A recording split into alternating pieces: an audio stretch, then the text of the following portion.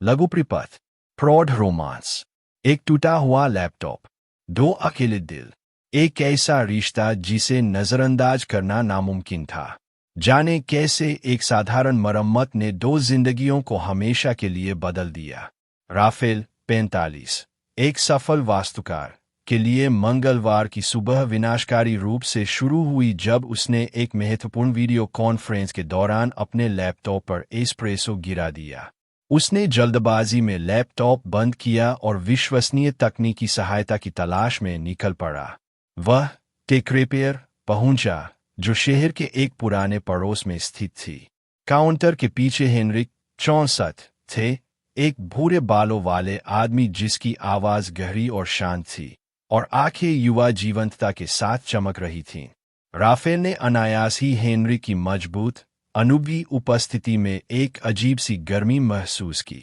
Rafale ने laptop counter पर रखा और कॉफी से हुई आपदा स्वीकार की। हेनरिक ने मुस्कुराते हुए उपकरण उठाया और पेशेवर ध्यान से जांच की। राफेल उन कुशल हाथों को देखकर मोहित हो गया और उस पूर्ण एकाग्रता पर ध्यान दिया। हेनरिक ने निदान किया, इसे गहरी सफाई और शायद कीबोर्ड बदलने की जरूरत होगी। 3 शायद 4 दिन का काम। उन्होंने फॉर्म भरते हुए कहा, मैं मालिक, तकनीशियन, सफाईकर्मी और कभी कभी मनोवैज्ञानिक हूँ।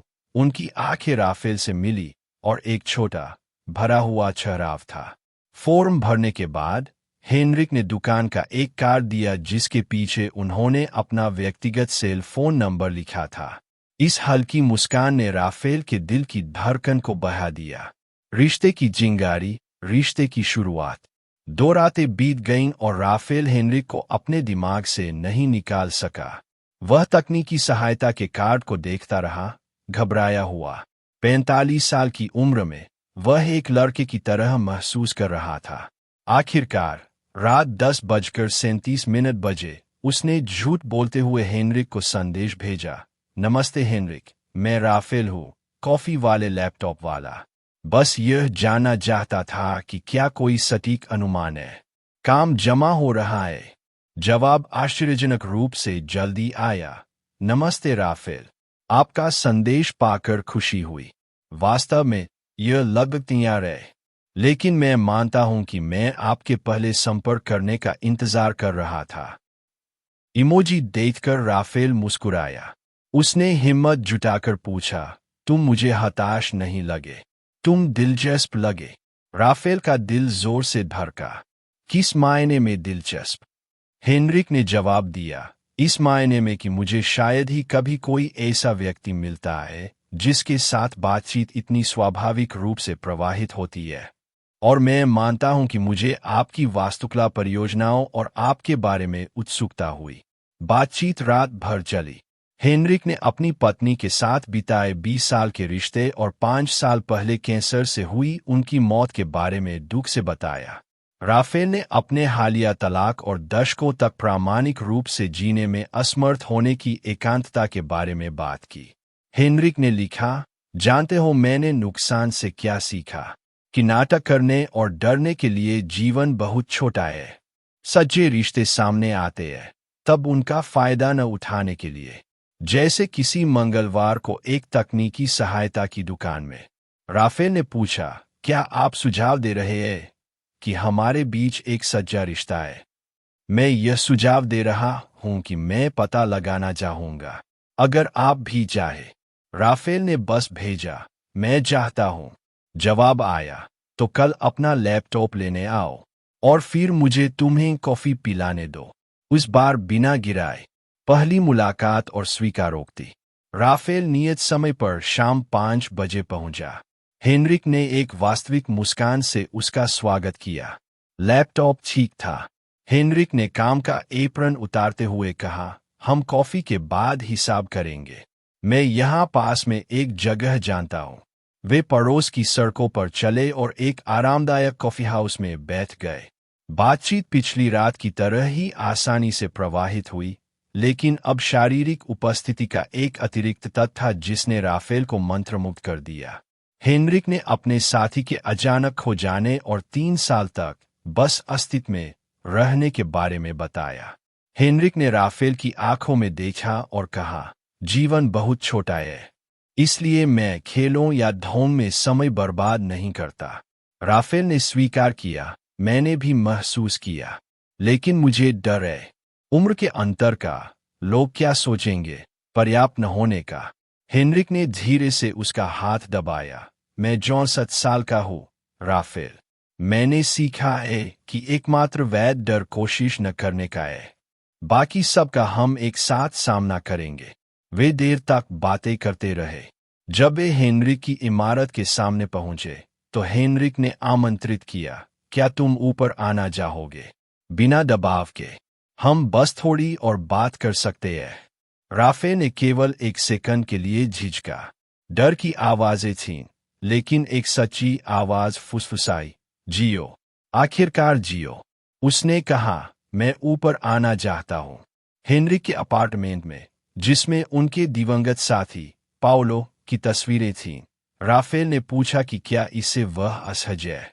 राफेल ने ईमानदारी से जवाब दिया, नहीं, वह आपके जीवन का हिस्सा थे। वे करीब आए। उनके होंठ एक नाजुक, खोजपूर्ण जुम्बन में मिले, जो धीरे धीरे गहरा गया। यह जुनून और सम्मान दोनों से भरा था। राफेल ने फुसफुसाया, वाह। हेनरिक ने सहमति व्यक्त की, निश्चित रूप से वाह। डर और वापसी, डर और वापसी। अगले सप्ताह उनकी मुलाकातें और गहरी हो गईं, लेकिन गुरुवार को डर पूरी ताकत से वापस आ गया। 19 साल का अंतर, उसके माता पिता, पाओलो की यादें। रात में कांपते हाथों से राफेल ने हेनरिक को फोन किया। हेनरिक, मुझे कुछ समय चाहिए, राफेल ने कहा, खुद से नफरत करते हुए। यह बहुत तेजी से चल रहा है। मुझे सोचने की जरूरत है। हेनरिक की आवाज में दुख था। ठीक है, लेकिन जान लो कि मैं यही रहूंगा जब तुम तैयार हो। अगर तुम तैयार हो। राफेल ने फोन काट दिया। आंसू बह रहे थे। अगले सप्ताहों में यातना हुई। राफेल काम में डूब गया। उसने अस्थायी रूप से हेनरिक का नंबर ब्लॉक कर दिया क्योंकि वह बहुत अधिक चाहता था। 1 महीने बाद उसकी मां ने फोन किया। जब उसने पूछा कि क्या हो रहा है, तो राफेल ने बिना योजना के कहा, मैंने किसी से मिला। एक आदमी। मां, मैं गे हूं। उसकी मां का जवाब आया, आह बेटा, मुझे पता था, और यह ठीक है। मैं बस चाहती हूं कि तुम खुश रहो। उसने कहा, पछतावे के साथ जीने के लिए जीवन बहुत छोटा है। उसके पीछे जाओ। यह ठीक वही था जो उसे सुनने की जरूरत थी। दूसरा मौका।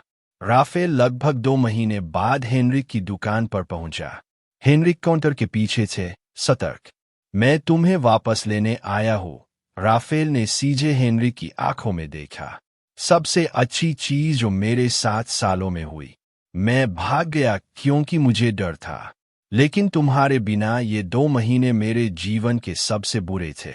हेनरिक ने दर्द से कहा, तुमने मुझे दुख पहुंचाया। राफेल ने उसके हाथ पकड़े। मुझे माफ कर दो। मैंने डर में अपना जीवन जिया, हर किसी को खुश करने की कोशिश की। मैं अब और डरना नहीं चाहता। मैं जीना चाहता हूं। मैं तुम्हें चाहता हूं। हेनरिक ने उसे कसकर गले लगा लिया। तुम असंभव हो। क्या तुम जानते हो? राफेल ने स्वीकार किया, हाँ, लेकिन मैं तुम्हारा असंभव हूं। अगर तुम अभी भी मुझे चाहते हो। राफेल ने दृढ़ विश्वास से कहा, भार में जाए उम्र का अंतर। मैं तुम्हारे साथ खुश हूं। अब मेरी बारी है अपनी सच्चाई जीने की। हेनरिक मुस्कुराए। मुझे लगता है कि तुम आखिरकार परिपक्व हो गए हो, वास्तुकार। तो क्या तुम मुझे माफ करते हो? क्या हम फिर से शुरू कर सकते हैं? जवाब में हेनरिक ने उसे चूमा। हम वहीं से जारी रखेंगे जहां हमने छोड़ा था, लेकिन इस बार बिना भागे। ठीक है? राफेल ने वादा किया, ठीक है। और हेनरिक, मैं तुम्हें रविवार को अपनी मां से मिलवाऊंगा। आगे का सफर, आगे का रास्ता। 6 महीने बाद राफेल और हेनरिक साथ रह रहे थे। वे हेनरिक के अपार्टमेंट, अब उनके में राफेल की चीजें ले जा रहे थे। हेनरिक की दुकान एक बड़ी जगह पर चली गई थी। राफेल ने पानी पीने के लिए रुकते हुए कहा, कौन जानता था कि एक टूटा हुआ लैपटॉप मेरी जिंदगी पूरी तरह से बदल देगा। हेनरिक ने उसे अपनी बाहों में घेर लिया।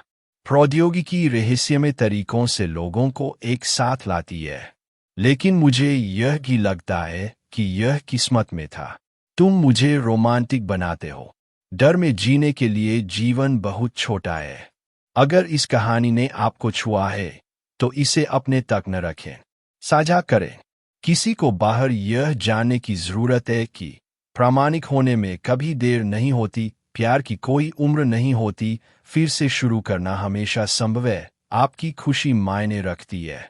एक टूटा हुआ लैपटॉप, दो अकेले दिल, एक ऐसा रिश्ता जिसे नजरअंदाज करना नामुमकिन था। जाने कैसे एक साधारण मरम्मत ने दो जिंदगियों को हमेशा के लिए बदल दिया। राफेल 45 एक सफल वास्तुकार के लिए मंगलवार की सुबह विनाशकारी रूप से शुरू हुई जब उसने एक महत्वपूर्ण वीडियो कॉन्फ्रेंस के दौरान अपने लैपटॉप पर एस्प्रेसो गिरा दिया। उसने जल्दबाजी में लैपटॉप बंद किया और विश्वसनीय तकनीकी सहायता की तलाश में निकल पड़ा। वह टेक रिपेयर पहुंचा जो शहर के एक पुराने पड़ोस में स्थित थी। काउंटर के पीछे हेनरिक 64 थे, एक भूरे बालों वाले आदमी जिसकी आवाज गहरी और शांत थी और आंखें युवा जीवंतता के साथ चमक रही थीं। राफेल ने अनायास ही हेनरिक की मजबूत अनुभवी उपस्थिति में एक अजीब सी गर्मी महसूस की। राफेल ने लैपटॉप काउंटर पर रखा और कॉफी से हुई आपदा स्वीकार की। हेनरिक ने मुस्कुराते हुए उपकरण उठाया और पेशेवर ध्यान से जांच की। राफेल उन कुशल हाथों को देखकर मोहित हो गया और उस पूर्ण एकाग्रता पर ध्यान दिया। हेनरिक ने निदान किया, इसे गहरी सफाई और शायद कीबोर्ड बदलने की जरूरत होगी। 3 शायद 4 दिन का काम, उन्होंने फॉर्म भरते हुए कहा। मैं मालिक, तकनीशियन, सफाई कर्मी और कभी कभी मनोवैज्ञानिक हूँ। उनकी आंखें राफेल से मिली और एक छोटा भरा हुआ ठहराव था। फॉर्म भरने के बाद हेनरिक ने दुकान का एक कार्ड दिया जिसके पीछे उन्होंने अपना व्यक्तिगत सेल फोन नंबर लिखा था। इस हल्की मुस्कान ने राफेल के दिल की धड़कन को बढ़ा दिया। रिश्ते की चिंगारी, रिश्ते की शुरुआत। 2 रातें बीत गईं और राफेल हेनरिक को अपने दिमाग से नहीं निकाल सका। वह तकनीकी सहायता के कार्ड को देखता रहा, घबराया हुआ। 45 साल की उम्र में वह एक लड़के की तरह महसूस कर रहा था। आखिरकार रात 10:37 बजे उसने झूठ बोलते हुए हेनरिक को संदेश भेजा। नमस्ते हेनरिक, मैं राफेल हूँ, कॉफी वाले लैपटॉप वाला। बस यह जानना चाहता था कि क्या कोई सटीक अनुमान है। काम जमा हो रहा है। जवाब आश्चर्यजनक रूप से जल्दी आया। नमस्ते राफेल, आपका संदेश पाकर खुशी हुई। वास्तव में यह लगभग यार है, लेकिन मैं मानता हूं कि मैं आपके पहले संपर्क करने का इंतजार कर रहा था। इमोजी देखकर राफेल मुस्कुराया। उसने हिम्मत जुटाकर पूछा, तुम मुझे हताश नहीं लगे, तुम दिलचस्प लगे। राफेल का दिल जोर से धड़का। किस मायने में दिलचस्प? हेनरिक ने जवाब दिया, इस मायने में कि मुझे शायद ही कभी कोई ऐसा व्यक्ति मिलता है जिसके साथ बातचीत इतनी स्वाभाविक रूप से प्रवाहित होती है। और मैं मानता हूं कि मुझे आपकी वास्तुकला परियोजनाओं और आपके बारे में उत्सुकता हुई। बातचीत रात भर चली। हेनरिक ने अपनी पत्नी के साथ बिताए 20 साल के रिश्ते और 5 साल पहले कैंसर से हुई उनकी मौत के बारे में दुख से बताया। राफेल ने अपने हालिया तलाक और दशकों तक प्रामाणिक रूप से जीने में असमर्थ होने की एकांतता के बारे में बात की। हेनरिक ने लिखा, जानते हो मैंने नुकसान से क्या सीखा? कि नाटक करने और डरने के लिए जीवन बहुत छोटा है। सच्चे रिश्ते सामने आते हैं तब उनका फायदा न उठाने के लिए। जैसे किसी मंगलवार को एक तकनीकी सहायता की दुकान में राफेल ने पूछा, क्या आप सुझाव दे रहे हैं कि हमारे बीच एक सच्चा रिश्ता है? मैं यह सुझाव दे रहा हूं कि मैं पता लगाना चाहूंगा, अगर आप भी चाहे। राफेल ने बस भेजा, मैं चाहता हूं। जवाब आया, तो कल अपना लैपटॉप लेने आओ और फिर मुझे तुम्हें कॉफी पिलाने दो। उस बार बिना गिराए। पहली मुलाकात और स्वीकारोक्ति। राफेल नियत समय पर शाम 5 बजे पहुंचा। हेनरिक ने एक वास्तविक मुस्कान से उसका स्वागत किया। लैपटॉप ठीक था। हेनरिक ने काम का एप्रन उतारते हुए कहा, हम कॉफी के बाद हिसाब करेंगे। मैं यहाँ पास में एक जगह जानता हूँ। वे पड़ोस की सड़कों पर चले और एक आरामदायक कॉफी हाउस में बैठ गए। बातचीत पिछली रात की तरह ही आसानी से प्रवाहित हुई, लेकिन अब शारीरिक उपस्थिति का एक अतिरिक्त तत्व था जिसने राफेल को मंत्रमुग्ध कर दिया। हेनरिक ने अपने साथी के अचानक खो जाने और 3 साल तक बस अस्तित्व में रहने के बारे में बताया। हेनरिक ने राफेल की आंखों में देखा और कहा, जीवन बहुत छोटा है, इसलिए मैं खेलों या ढोंग में समय बर्बाद नहीं करता। राफेल ने स्वीकार किया, मैंने भी महसूस किया, लेकिन मुझे डर है। उम्र के अंतर का, लोग क्या सोचेंगे, पर्याप्त न होने का। हेनरिक ने धीरे से उसका हाथ दबाया। मैं 64 साल का हूँ, राफेल। मैंने सीखा है कि एकमात्र वैध डर कोशिश न करने का है। बाकी सबका हम एक साथ सामना करेंगे। वे देर तक बातें करते रहे। जब वे हेनरिक की इमारत के सामने पहुंचे, तो हेनरिक ने आमंत्रित किया, क्या तुम ऊपर आना चाहोगे? बिना दबाव के। हम बस थोड़ी और बात कर सकते हैं। राफेल ने केवल एक सेकंड के लिए झिझका। डर की आवाजें थीं, लेकिन एक सच्ची आवाज फुसफुसाई, जियो। आखिरकार जियो। उसने कहा, मैं ऊपर आना चाहता हूं। हेनरिक के अपार्टमेंट में, जिसमें उनके दिवंगत साथी पाओलो की तस्वीरें थीं। राफेल ने पूछा कि क्या इससे वह असहज है। राफेल ने ईमानदारी से जवाब दिया, नहीं, वह आपके जीवन का हिस्सा थे। वे करीब आए। उनके होंठ एक नाजुक, खोजपूर्ण जुम्बन में मिले, जो धीरे धीरे गहरा गया। यह जुनून और सम्मान दोनों से भरा था। राफेल ने फुसफुसाया, वाह। हेनरिक ने सहमति व्यक्त की, निश्चित रूप से वाह। डर और वापसी, डर और वापसी। अगले सप्ताह उनकी मुलाकातें और गहरी हो गईं, लेकिन गुरुवार को डर पूरी ताकत से वापस आ गया। 19 साल का अंतर, उसके माता पिता, पाओलो की यादें। रात में कांपते हाथों से राफेल ने हेनरिक को फोन किया। हेनरिक, मुझे कुछ समय चाहिए, राफेल ने कहा, खुद से नफरत करते हुए। यह बहुत तेजी से चल रहा है। मुझे सोचने की जरूरत है। हेनरिक की आवाज में दुख था। ठीक है, लेकिन जान लो कि मैं यहीं रहूंगा जब तुम तैयार हो। अगर तुम तैयार हो। राफेल ने फोन काट दिया। आंसू बह रहे थे। अगले सप्ताहों में यातना हुई। राफेल काम में डूब गया। उसने अस्थायी रूप से हेनरिक का नंबर ब्लॉक कर दिया क्योंकि वह बहुत अधिक चाहता था। 1 महीने बाद उसकी मां ने फोन किया। जब उसने पूछा कि क्या हो रहा है, तो राफेल ने बिना योजना के कहा, मैंने किसी से मिला। एक आदमी, मां। मैं हूं।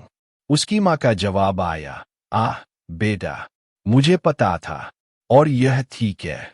मैं बस चाहती हूं कि तुम खुश रहो, उसने कहा। पछतावे के साथ जीने के लिए जीवन बहुत छोटा है। उसके पीछे जाओ। यह ठीक वही था जो उसे सुनने की जरूरत थी। दूसरा मौका। राफेल लगभग 2 महीने बाद हेनरिक की दुकान पर पहुंचा। हेनरिक काउंटर के पीछे थे, सतर्क। मैं तुम्हें वापस लेने आया हूं। राफेल ने सीधे हेनरिक की आंखों में देखा। सबसे अच्छी चीज जो मेरे 7 सालों में हुई। मैं भाग गया क्योंकि मुझे डर था, लेकिन तुम्हारे बिना ये 2 महीने मेरे जीवन के सबसे बुरे थे। हेनरिक ने दर्द से कहा, तुमने मुझे दुख पहुंचाया। राफेल ने उसके हाथ पकड़े, मुझे माफ कर दो। मैंने डर में अपना जीवन जिया, हर किसी को खुश करने की कोशिश की। मैं अब और डरना नहीं चाहता। मैं जीना चाहता हूं। मैं तुम्हें चाहता हूं। हेनरिक ने उसे कसकर गले लगा लिया। तुम असंभव हो। क्या तुम जानते हो? राफेल ने स्वीकार किया, हाँ, लेकिन मैं तुम्हारा असंभव हूं। अगर तुम अभी भी मुझे चाहते हो। राफेल ने दृढ़ विश्वास से कहा, भार में जाए उम्र का अंतर। मैं तुम्हारे साथ खुश हूं। अब मेरी बारी है अपनी सच्चाई जीने की। हेनरिक मुस्कुराए। मुझे लगता है कि तुम आखिरकार परिपक्व हो गए हो, वास्तुकार। तो क्या तुम मुझे माफ करते हो? क्या हम फिर से शुरू कर सकते हैं? जवाब में हेनरिक ने उसे झूमा। हम वहीं से जारी रखेंगे जहां हमने छोड़ा था, लेकिन इस बार बिना भागे। ठीक है, राफेल ने वादा किया। ठीक है। और हेनरिक, मैं तुम्हें रविवार को अपनी मां से मिलवाऊंगा। आगे का सफर, आगे का रास्ता। 6 महीने बाद राफेल और हेनरिक साथ रह रहे थे। वे हेनरिक के अपार्टमेंट, अब उनके में राफेल की चीजें ले जा रहे थे। हेनरिक की दुकान एक बड़ी जगह पर चली गई थी। राफेल ने पानी पीने के लिए रुकते हुए कहा, कौन जानता था कि एक टूटा हुआ लैपटॉप मेरी जिंदगी पूरी तरह से बदल देगा। हेनरिक ने उसे अपनी बाहों में घेर लिया।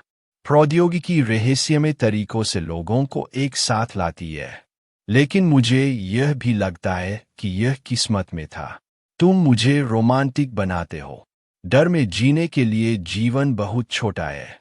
अगर इस कहानी ने आपको छुआ है तो इसे अपने तक न रखें, साझा करें। किसी को बाहर यह जानने की जरूरत है कि प्रामाणिक होने में कभी देर नहीं होती, प्यार की कोई उम्र नहीं होती, फिर से शुरू करना हमेशा संभव है, आपकी खुशी मायने रखती है।